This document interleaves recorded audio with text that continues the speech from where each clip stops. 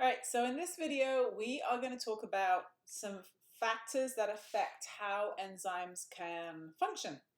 So first of all, some enzymes, not all, but many, need to have uh, things called coenzymes or minerals that help the structure of the protein. When the protein folds up to create the enzyme's three-dimensional shape, these coenzymes or minerals are additional molecules or ions that help the protein fold up to create the perfect active site shape.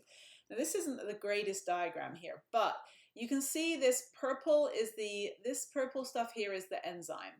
All right, and then so even though it looks like a solid purple shape, it's actually a folded up chain of amino acids with all those R group interactions to hold it together in this shape.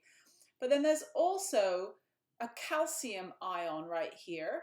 It looks like a big blue tongue. I don't think calcium ions are big blue tongues, but anyway, there's a calcium ion around which is necessary for this protein chain to fold up.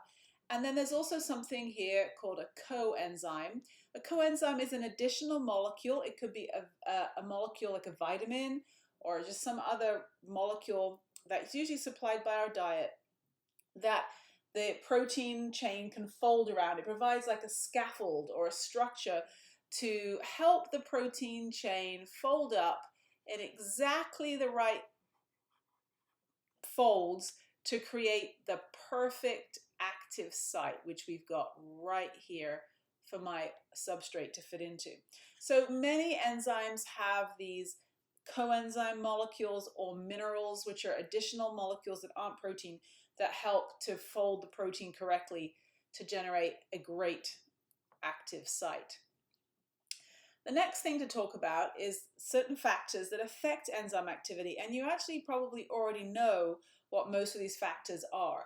Anything that changes the shape of the active site of the enzyme is going to mess with the enzyme's ability to function. So remember, enzymes are made of proteins. Proteins fold up into a three-dimensional shape. For enzymes, that shape is incredibly important because it creates the active site, which generates the specific slot where the substrate is supposed to fit. And if it doesn't fold up right, then you're not going to have the right shape active site. Then the substrate's not going to be able to fit, so the enzyme can't help the substrate turn into the product. So things that change enzyme shapes is anything that will denature a protein, because enzymes are proteins. So we have the usual list of heat. Heat's going to denature the protein. It's going to destroy the active site.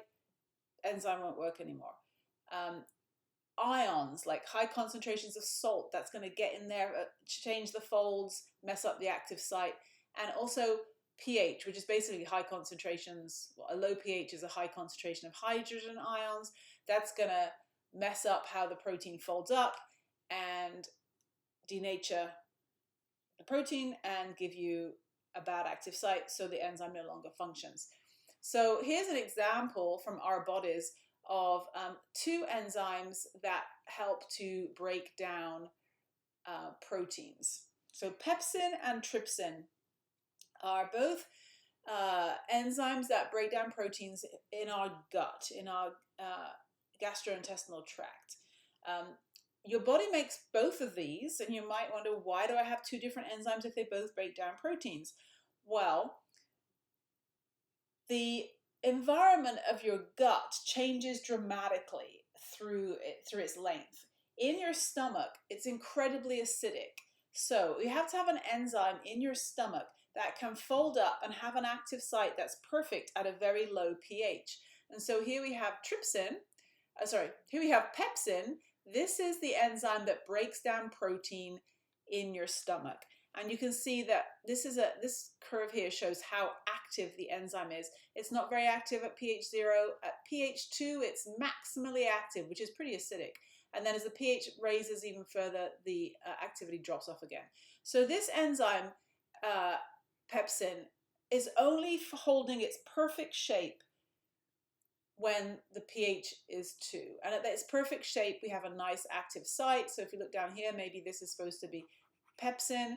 We've got a nice active site right here for the substrate to sit in. And it's holding that shape at pH 2. But if the pH changes, then the whole thing falls apart. Now, if we travel further through the intestinal tract, the stomach contents empties into the small intestine. And as it empties into the small intestine, the gallbladder introduces bile into the fluid that's moving through the intestinal tract, and that neutralizes the acid and raises the pH up to sort of 7.5 or 8. So shortly after the food has left the stomach and is into the small intestine, the pH gets dramatically raised up. So at that point, all the pepsin is going to stop working. And then a new enzyme called trypsin is introduced into the small intestine, and it can then take over with digesting proteins. And if we look at trypsin, we can see trypsin is not active at these more acidic pHs. As the pH rises, trypsin gets better and better and better and better. At pH 8, it's maximally active. And then as the pH increases even more than that, it starts to not work again. But in your small intestine, you're looking at around about pH 8, which means trypsin can work great. So this is why you need these two different enzymes. They're very, very specific. They're very, very picky about the environment they can function in. And this is true for all enzymes. They're specific. They only work on their one substrate that they can fit in their active site. And they're very, very picky about their environmental conditions. And if you start deviating those environmental conditions from what the optimum is, then the protein structure starts to unravel and the thing doesn't work anymore. Enzymes don't always have to work at neutral pH. It doesn't always have to be 7. Like obviously here, pepsin works great at 2. It's a protein that can hold its structure at 2, pH 2. Less than that, it doesn't work. More than that, it doesn't work. But they're very, very specific and very picky about having the perfect environmental conditions in which to function. All right, the last thing we'll look at here that might affect enzyme function is molecules called inhibitors. So on this slide, on the left side in green, we have an example, a normal functioning example. The enzyme is purple, the substrate is blue. We can see the enzyme has a nice active site here, and we can see that the substrate will fit exactly in that active site. So this is ideal conditions. All right. Now, there are two types of molecules, two classes of ways that enzymes can be messed up by inhibitors.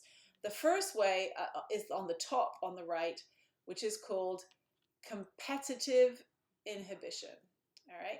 And in competitive inhibition, another molecule is hanging out in the area of the enzyme, which is, and this molecule in this diagram, it says pale yellow color.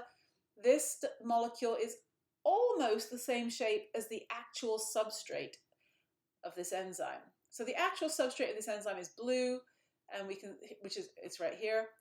And this substrate currently is not able to get into the active site of its enzyme because the active site is being blocked by a competitive inhibitor. So this molecule is molecule here is what we would call the competitive inhibitor. It's blocking the active site. It's like when someone puts a traffic cone to save a parking spot, to stop anybody else from getting in there, right? This yellowish looking block is sitting in the active site, and now the real substrate can't get in.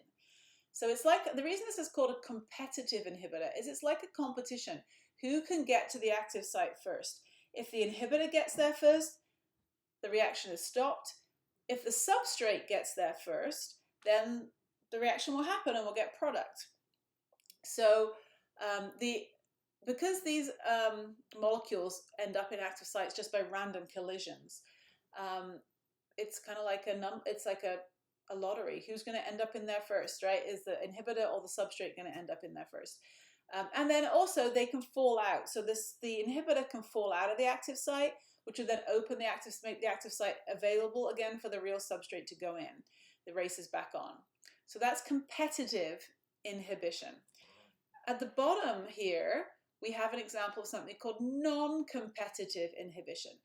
Here, the inhibitor molecule is not sitting in the active site. So it's not like a traffic cone blocking the active site. Instead, the inhibitor molecule binds to the enzyme in a spot away from the active site.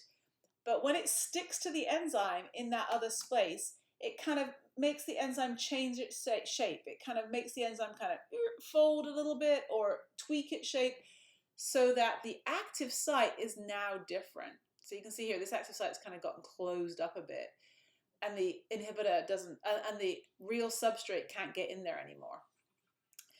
So again, the reaction can't happen. So both these situations have the same result. The reaction doesn't happen, but it's for two different reasons. The competitive situation is that there's something blocking the active site itself. In the non-competitive situation, the inhibitor molecule has changed the actual shape of the active site. Now, this non-competitive inhibitor can fall out, and if it falls out, then the active site can spring back open again, and then the enzyme is good to go, and the substrate can sit in, and the reaction can happen. So again, these inhibitors can sit in their spots, or they can fall out, and that can allow the enzyme to be active again. There are some situations where inhibitors get permanently stuck in the either active site or in the other binding site. And if that happens, then that enzyme is toast. It is trash. It's never going to work again. And there are many poisons that work this way. They they irreversibly inhibit an enzyme. If an enzyme is inhibited irreversibly, it means that the inhibitor is stuck there for good. It ain't ever coming out. The enzyme is done for. Cyanide is an example of an irreversible inhibitor. It sticks to a really important enzyme that is necessary for life, and if it sticks to enough of your enzymes and those enzymes are all trashed out, then you're going to die. So some inhibitors can bind irreversibly, but most are reversible in that they bind and then they come back out again, and the enzyme's good. So these are examples of competitive and non-competitive inhibition.